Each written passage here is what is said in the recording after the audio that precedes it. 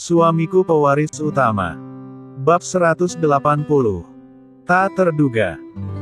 Peristiwa seperti ini baru pertama kali terjadi, di mana perintah untuk menangkap turis asing diberikan dengan tuduhan penganiayaan. Tapi apakah Dragon tahu tentang itu? Sebagai orang yang sudah berpengalaman, walau usianya masih muda, ditambah lagi dengan adanya ilmu makrifat wahyu takwa juga pasangannya kalamurka. Tentu saja Dragon tahu apa yang akan menimpanya nanti. Namun walau demikian, hal tersebut tidak membuatnya panik. Dia tetap saja duduk santai di balkon suite-nya, ditemani oleh Leon, Adiwilaga, Abicandra, Robin, Burgon, Langit, Awan serta Bumi.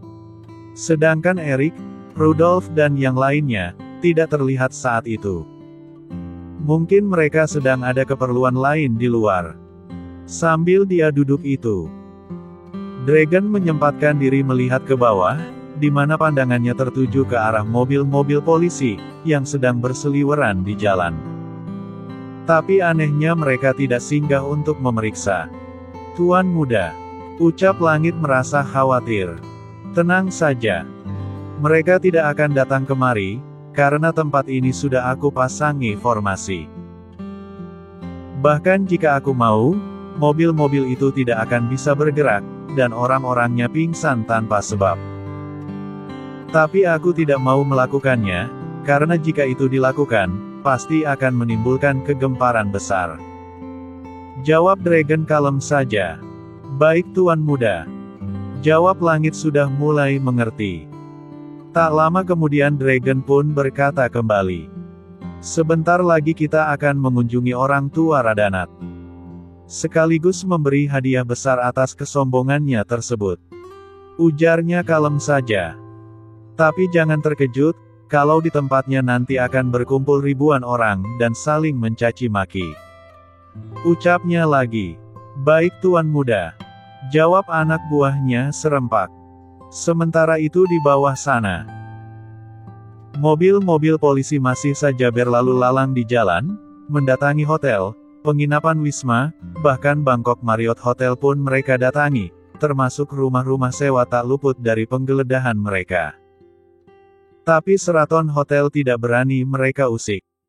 Jangankan mendatangi, berniat saja mereka tidak ada.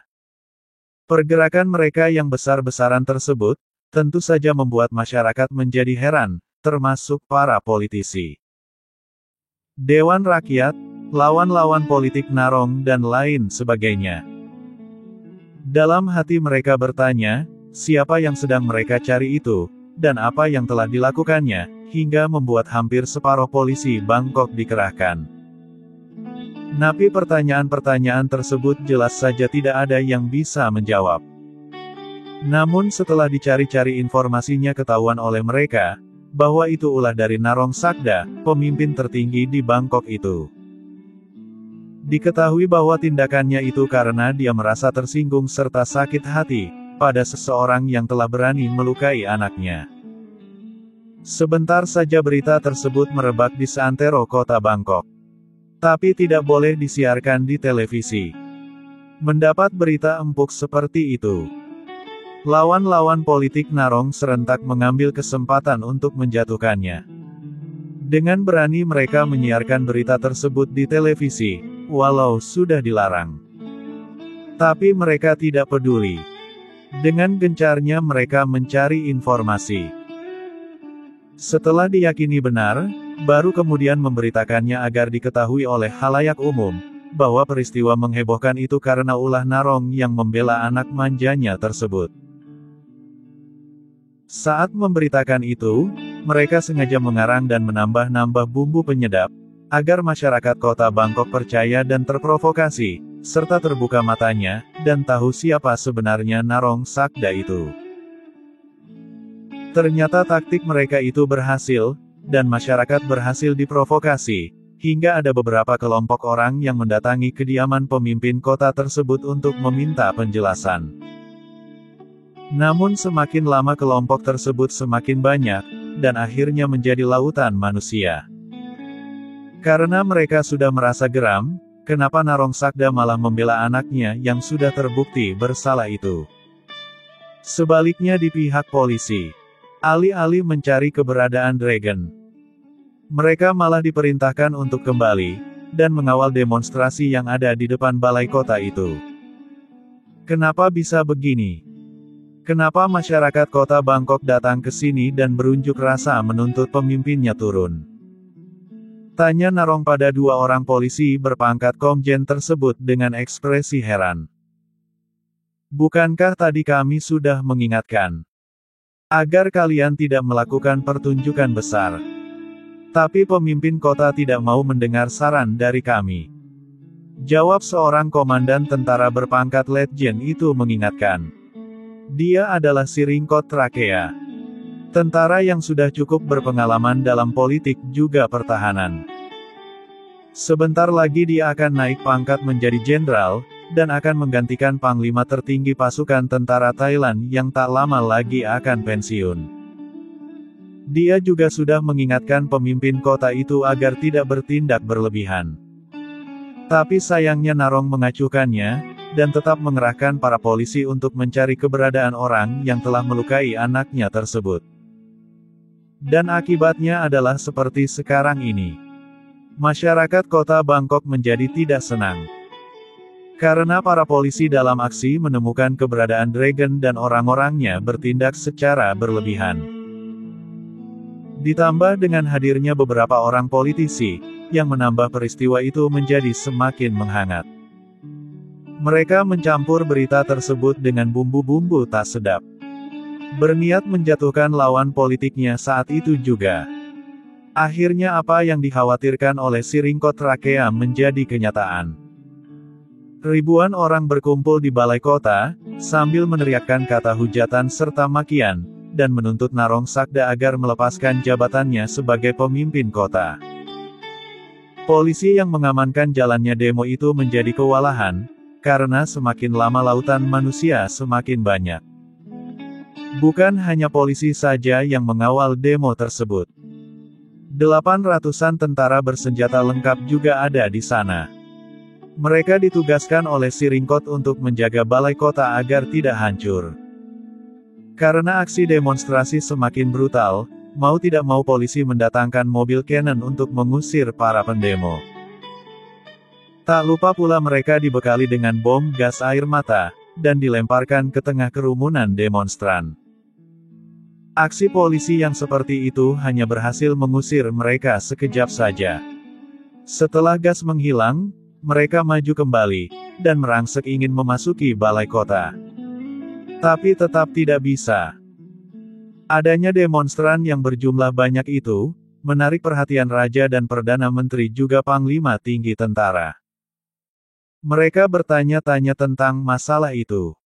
Kenapa bisa terjadi dan apa penyebabnya? Panglima tertinggi tentara tentu saja tidak bisa menjawab secara lengkap.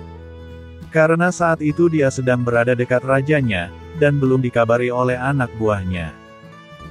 Tapi tak lama kemudian, datang seorang ajudan, dan segera bersimpuh di lantai, memberitakan apa yang sebenarnya terjadi, lengkap dengan bukti-buktinya. Mendengar pemaparan tersebut, Perdana Menteri segera berkata, ternyata ini ulah dari Narongsakda, yang membela anaknya karena dilukai oleh seseorang. Tapi semua tuduhan itu tidak benar. Orang itu malah yang berusaha melukai beberapa orang turis, yang sedang makan di restoran kebanggaan kota Bangkok kita. Mohon petunjuknya yang mulia Raja. Ucap Sangkok Yap, sambil menunduk hormat ke arah Raja.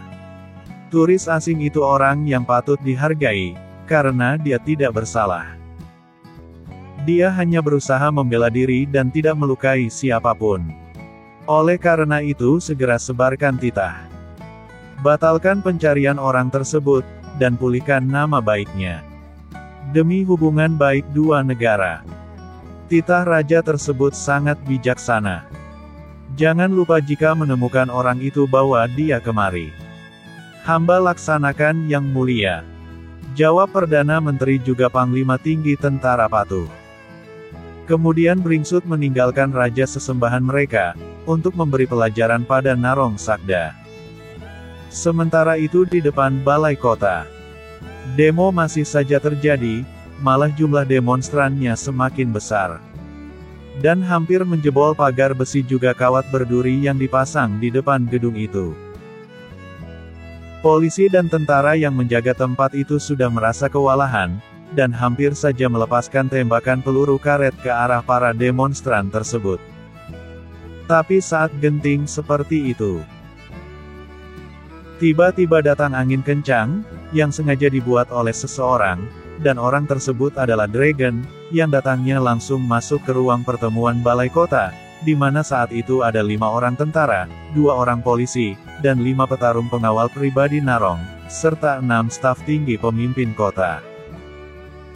Kedatangan Dragon yang tiba-tiba tersebut, apalagi tidak diketahui dari mana dia masuk, tentu saja mengejutkan semua orang. Terlihat saat itu Dragon datang ditemani oleh 10 orang-orang terbaiknya.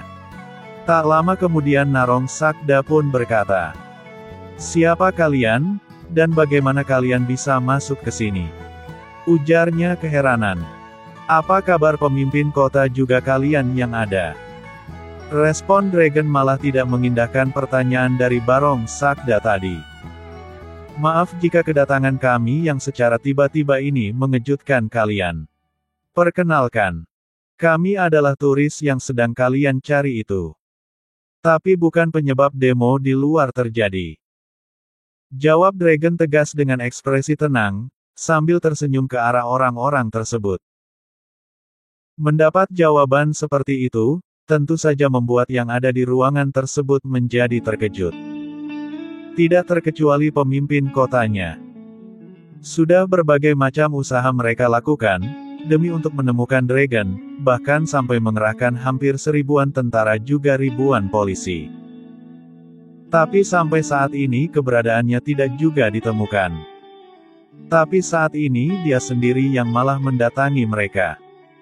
Dan sepertinya sedang tidak ingin membuat masalah. Pembawaannya tenang, wajahnya tampan, dan prabawannya sangat mendominasi sekali.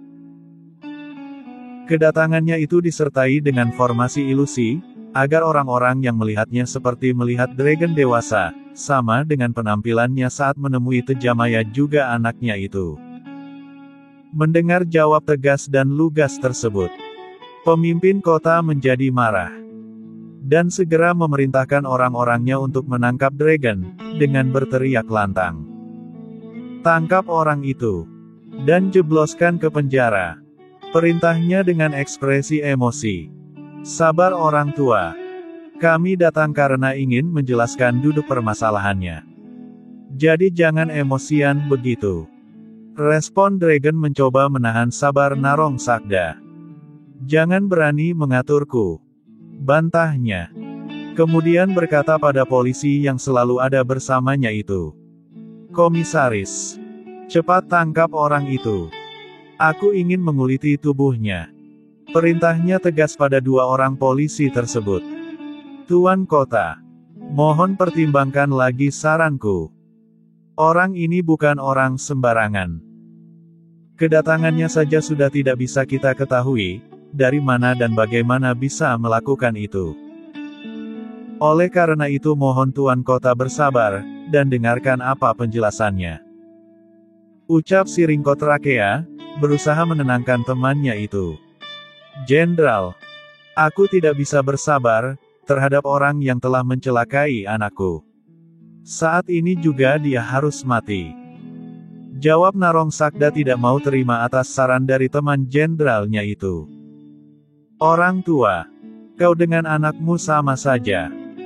Sama-sama keras kepala, dan tidak mau mendengar saran dari orang lain. Teman jenderalmu itu benar. Kau harus banyak bersabar, dan dengarkan apa yang akan aku katakan. Tapi kalau kau tetap bersikeras ingin membunuhku, kalau bisa lakukanlah." Ucap Dragon cuek. Diam sebentar kemudian berkata lagi, "Untuk kau ketahui, aku datang ke negaramu ini, karena ingin mencari peluang untuk membangun usaha di sini. Tapi belum apa-apa, kedatangan kami jadi terganggu, akibat ulah dari anakmu sendiri. Jika aku mau, saat itu juga anakmu juga seluruh pengawalnya akan mati. Tapi karena aku menghormati hukum di negara kalian, maka aku tidak berani berbuat demikian. Aku cuma menghilangkan kekuatan dari orang-orang tersebut, termasuk anakmu itu, kecuali 8 orang yang sengaja aku lepaskan. Ucap Dragon sangat berwibawa sekali. Aku tidak mau tahu. Apapun alasanmu, kau harus bertanggung jawab. Jawab Narong Sakda tetap ngotot. Tanggung jawab bagaimana yang kau inginkan orang tua? Tanya Dragon ingin menguji. Kau harus menghabisi dirimu sendiri. Baru setelah itu aku bisa merasa tenang. Jawab Narong Sakda seenaknya saja. Dasar orang tua tidak tahu diri. Jenderal, maaf jika aku harus menghukum orang ini. Otak dan hatinya harus segera dimurnikan. Respon Dragon hampir terpancing emosi. Langkahi dulu mayat kami anak muda. Ucap seseorang dengan nada menantang, dan segera menghadang langkah Dragon untuk mendekati tuannya. Minggir. Wus. Blam. 5 sosok tubuh beterbangan ke udara, saat kekuatan asli Draco keluar melalui tangannya. Padahal dia hanya mengibaskannya saja. Tapi akibatnya sangat mencengangkan sekali. Tanpa ampun 5 orang yang tadi menghadangnya dibuat tidak berdaya. Padahal sekali lagi 5 orang tersebut merupakan petarung kenamaan dari berbagai macam negara, termasuk dari negara Thailand sendiri. Mereka sengaja direkrut oleh Narong Sakda menjadi pengawal pribadinya. Tapi hari ini di depan tuannya sendiri, dan beberapa orang petinggi tentara juga kepolisian. Kelima orang itu dibuat tidak berdaya oleh Dragon, hanya dengan sekali kibasan tangan saja. Bahkan kalau Dragon mau, kelima orang itu bisa mati saat ini juga. Tapi karena Dragon menghormati hukum, serta keberadaan orang penting di negara tersebut, ditambah dengan niat yang memang tidak mau menghabisi seseorang, maka 5 orang tersebut hanya dibuat pingsan saja. Melihat kejadian itu Narong Sakda menjadi sangat terkejut, apalagi 5 orang tentara juga 2 orang polisi yang ada. Mereka saja tidak mampu melakukan itu. Tapi di depan mereka Dragon melakukannya dengan ekspresi santai dan seperti tidak ada beban sama sekali. Dalam pikiran mereka yang ada, bagaimana seorang pemuda belum begitu dewasa, dan sepintas terlihat lemah itu, bisa melakukan hal besar tersebut. Membayangkannya saja mereka tidak bisa. Apalagi melakukannya. Tapi Dragon dengan santainya melakukan semua itu. Akibat dari kejadian barusan, membuat Siringkot Rakea juga yang lain menjadi gentar. Mereka harus bersikap dan bertindak hati-hati pada Dragon serta orang-orangnya. Dalam penilaian mereka, orang yang ada di depan mereka itu bukan orang sembarangan. Buktinya bisa muncul dari tempat yang tidak diketahui dan itu belum terjangkau oleh mereka. Tapi lain halnya dengan Narong Sakda. Dengan sombongnya dia membanggakan kedudukannya pada Dragon, bahkan sampai berani mengancam dengan kata-kata sangat meremehkan tempat dari mana Dragon berasal. Aku tidak tahu dari mana kalian berasal. Tapi melihat tampang kalian, sepertinya kalian berasal dari salah satu negara tetangga Thailand. Mungkin Malaysia, Singapura mungkin juga Indonesia. Tapi aku tidak takut berurusan dengan siapapun, bahkan dengan pemimpin negara kalian. Jika tidak bisa dielak lagi, orang-orangku sanggup berperang demi membela negaranya. Ucapnya asal keluar saja. Tak lama kemudian dia berkata lagi. Untuk kau tahu, aku sudah memimpin kota ini selama 5 tahun. Menurut peraturanku, siapapun yang datang ke sini harus tunduk padaku, tidak terkecuali kalian. Tapi mulai hari ini, kau bukan lagi pemimpin kota ini. Jawab seseorang yang tiba-tiba datang, dengan dikawal oleh 10 tentara juga 10 polisi itu dengan suara keras. "Tuan Perdana Menteri! Tuan Panglima!" Seru orang-orang yang ada di ruangan itu terkejut, termasuk juga Siringkot Rakea, apalagi Narong Sakda.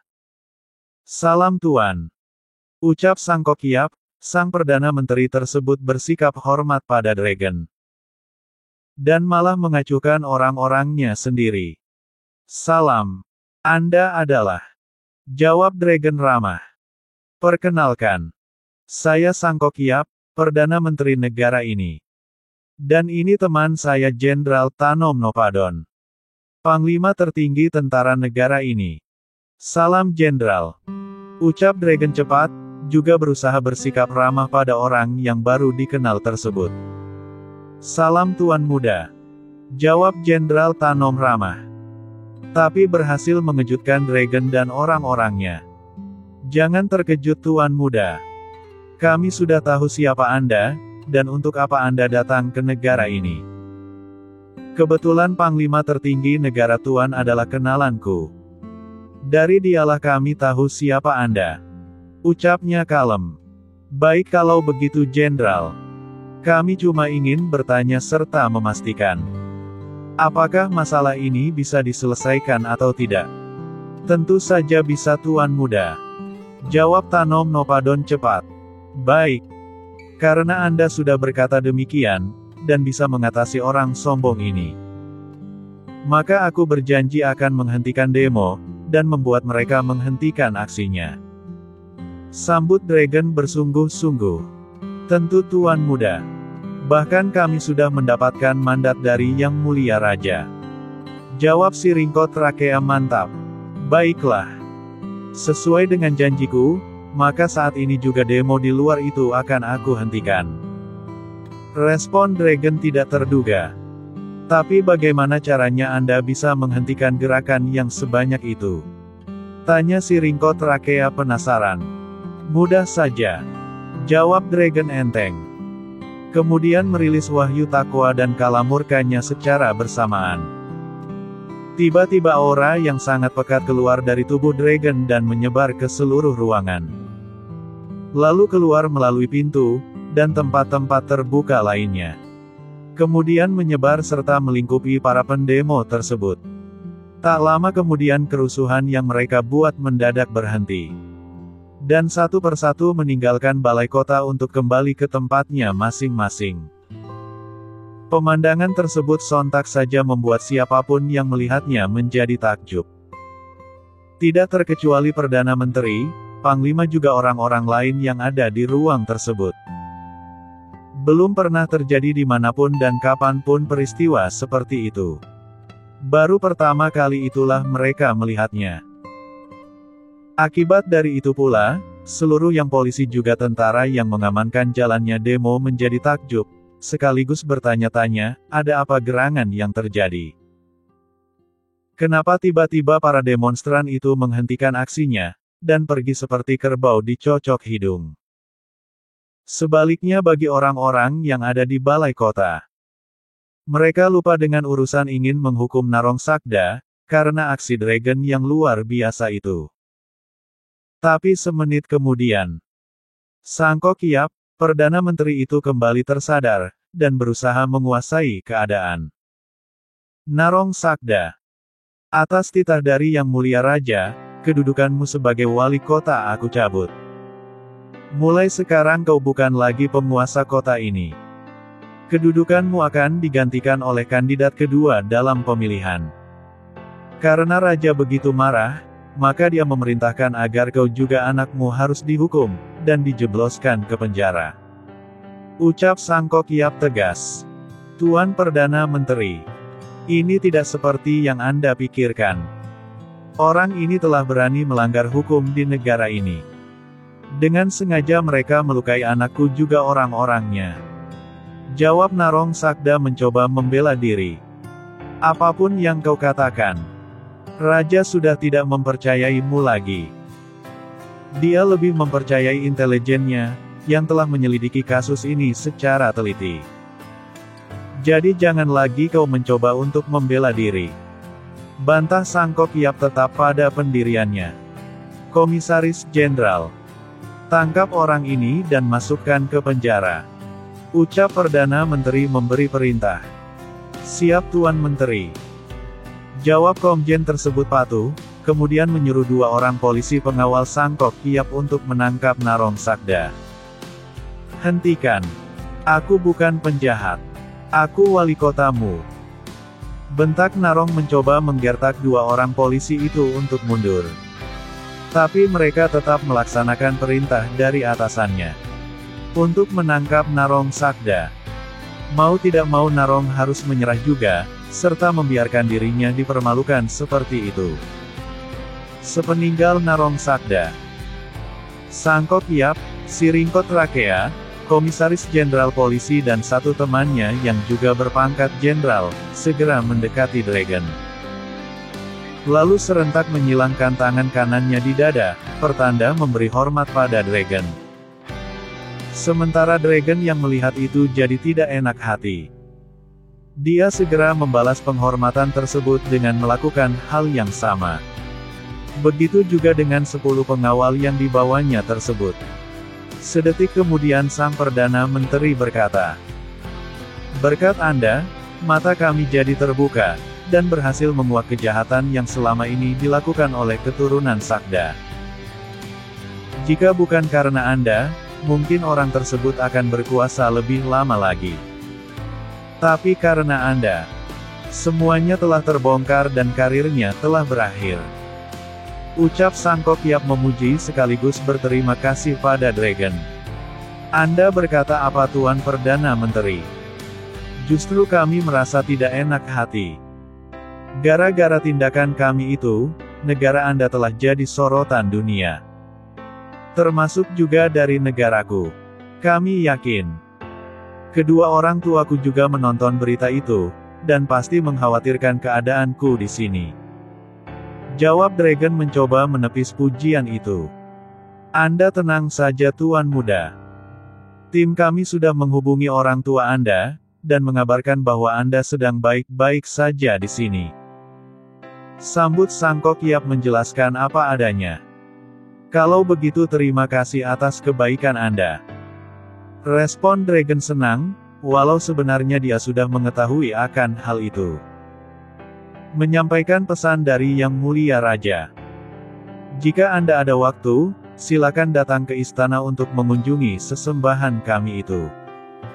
Ucap Sangkok Yap berkata terus terang. "Baik Tuan Perdana Menteri. Sampaikan pada Raja Anda, bahwa kami akan mengunjunginya setelah ini." Dan, wus, blar. Tiba-tiba saja muncul 10 sosok manusia di depan mereka, yang terdiri dari Hendy, Gentala, Hans, Taraka, Upasama, Pai Zuxian, James, Xiaolong, Adi Pramana dan Erisa. Kemunculan mereka yang tiba-tiba itu sekali lagi sukses membuat yang ada menjadi takjub. Bagaimana ada orang yang bisa datang secara tiba-tiba seperti itu? Apakah itu karena sihir atau hanya imajinasi mereka semata? Tapi setelah Dragon juga yang lain memberi salam pada salah seorang yang datang itu, barulah mereka percaya, bahwa apa yang mereka lihat barusan itu bukan mimpi. Tapi memang benar kenyataan. Tuan Menteri dan Panglima, juga yang lain. Perkenalkan. Dia adalah ayahku. Hendy Mahesa Birawa. Ucap Dragon memperkenalkan ayahnya tersebut pada pemimpin tertinggi kedua negara Thailand itu. Tak lama kemudian dia berkata lagi, "Ayah, ini Tuan Perdana Menteri. Dan ini Panglima Angkatan Perang Thailand. Dan yang lain itu para petinggi kepolisian di negara ini." Ucapnya lagi, "Selamat datang Tuan Hendy. Sudah lama kami mendengar nama besar Anda. Hari ini berkat Tuan muda ini, kami bisa bertemu dengan Anda." Ucap Sangkok Yap dengan ekspresi senang. "Terima kasih Tuan-tuan." Jawab Hendy singkat, "Karena belum merasa akrab. Maafkan anak saya karena telah membuat Anda sekalian menjadi repot." Ucapnya lagi, "Justru Anda salah. Ini hanya kesalahpahaman saja. Wali kota di Bangkok ini telah membuat ulah dengan membela anaknya yang terbukti bersalah. Mengandalkan kekuasaannya, dia telah memprovokasi tuan muda ini, dan berusaha menangkapnya, yang menurutnya harus diadili karena kesalahannya itu. Tapi sekarang dia sendiri yang malah ditangkap atas tuduhan tersebut. Jawab Sangkok Yap apa adanya. Tapi tetap saja negara Anda telah jadi sorotan dunia internasional, termasuk dari negaraku. Respon Hendy masih juga menyalahkan apa yang terjadi karena ulah anaknya. Tidak apa-apa Tuan. Justru ini suatu berkah. Karena dengan adanya ini, mata kami jadi terbuka. Dengan mata kepala kami sendiri, kami melihat suatu teknologi yang sangat luar biasa sekali. Putra Tuan dan Tuan sendiri berikut orang-orang Tuan, bisa menunjukkan itu para kami hari ini. Kalau bukan teknologi tinggi, apa namanya itu? Kami berharap Tuan mau menjual atau menurunkan teknologi itu pada kami. Jawab Sangkok Yap bersemangat sekali. Hendy dan Dragon hanya bisa berpandang-pandangan saja. Tidak tahu apa yang harus dijelaskan pada Perdana Menteri tersebut, yang mengira bahwa apa yang dilakukan oleh Dragon itu merupakan suatu teknologi, dan bisa diperjualbelikan sesukanya. Bersambung.